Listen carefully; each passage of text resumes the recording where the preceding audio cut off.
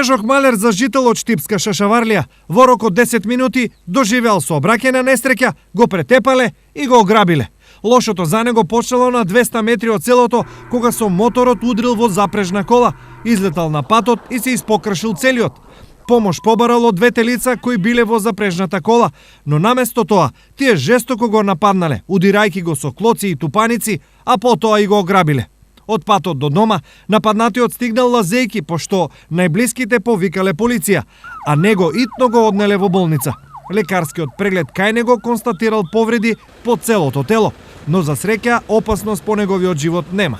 Полицијата работи на расчистување на случајот, а особено ќе се истражува дали сообраќајната несреќа била случајна или добро испланирана од страна на напаѓачите, кои на овој начин чекале жртва.